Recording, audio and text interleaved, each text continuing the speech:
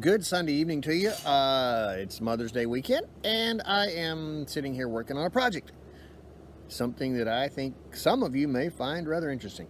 About 3 weeks ago, I got an idea. I said, okay, well, I know other people are doing this, but I don't know how they're doing it. So we're going to figure out how to smoke, cold smoke cheese.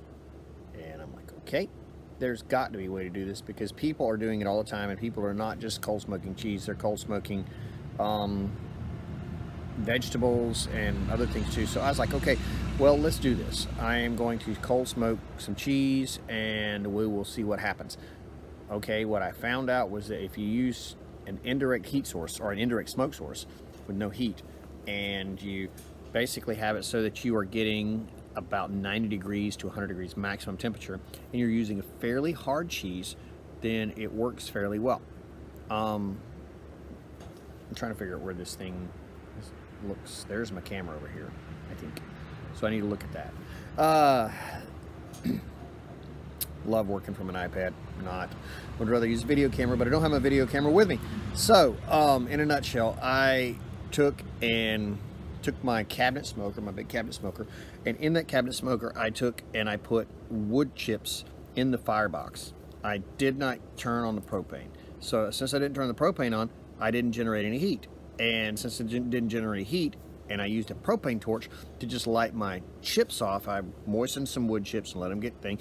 I mixed them with some dry chips, so I was ending up with a little bit of this and a little bit of that. And I lit them off, and it seemed to work really well. I got a nice, in fact, I've got some going right now. I've got a nice column of smoke coming out of my, the top of my smoker. And about 3 weeks ago, I smoked some provolone and some medium cheddar. Now, that turned out really well. Now, according to what I found and what I saw, the people who I was reading about, several different people, said, don't, I said, you can try it the next day, but it's not going to be that great. It's going to be really, really smoky. So I cut me a piece off the next day after I smoked it. Smoked it for about 2.5 hours, and cut me a piece off, and it was basically like chewing on a cheesy charcoal briquette. Yeah. Then I put it in cellophane and put it in the refrigerator for about a week. And at the end of the week, I came back and I cut the provolone, and I was like, oh my goodness, this stuff is off the chain. I mean, it is just like, this is something you would go pay good money for. And all I did was just get a $1.50 bulk of cheddar cheese and put it in a smoker and take a propane torch and heat up some wood chips and let it smoke. So tonight I have a block of pepper jack cheese and a block of Swiss cheese. I've never had smoked Swiss, but according to what I found on the internet, it says that it will smoke very nicely. Now, the pepper jack, I've had smoked pepper jack before, and what I think about smoked pepper jack is that next time when I get it done, we're going to cook some fish tacos. We're going to get some corn, black bean salsa, and some fresh cilantro, and we're going to grate that pepper jack up. And we're going to put that stuff on some fish tacos. And I think that's going to be off the chain. Yeah, I like using that term. But anyway, it's going to be fun. I think that I can find some vegetables that might need smoking also. Got any ideas for other things that you could smoke? Send me an email or comment below. I am curious to what we can do with it, but I am intrigued by the fact that I've got this little smoker over here, and it is just got a nice little trickle of smoke coming out the top of it, and it's been going on about an hour.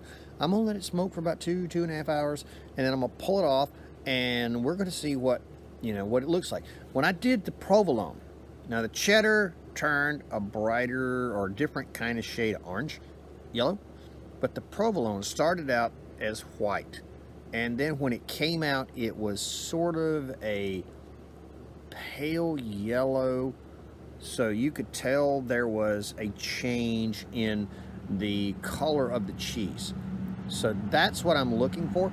I'm wondering what the pepper jack and the Swiss, I've never had any, like I said, never had any smoked Swiss. We're going to see how that turns out, because Swiss is a mild cheese and the smoke ought to go really well. I do know that one of my favorite things lately has been getting into that block of provolone and taking my cheese slicer and cut me off some slices of it and get some Virginia honey ham of some kind, or some kind of ham, honey ham, and making a grilled ham and cheese sandwich with that smoked cheese. That is just phenomenal.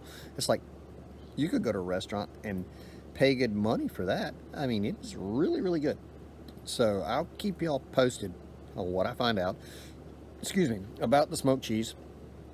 And I honestly think that it's going to be really, really good tonight. I'm going to let it go for another hour, hour and a half, and see what it comes out as. I'll take and wrap it up in cellophane and put it in the refrigerator for about 3 or 4 or 5 days, and then we'll pull it out and we'll slice it and see what happens. Comments below, like if you like, any ideas of other things we can put in the smoker. But geez, I mean, cold smoking is a great thing.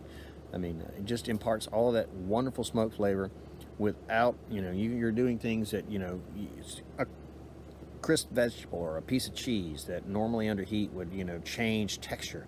It's not. So I'll let you know how it comes out. Signing off for tonight. Y'all have a great one. Happy Mother's Day.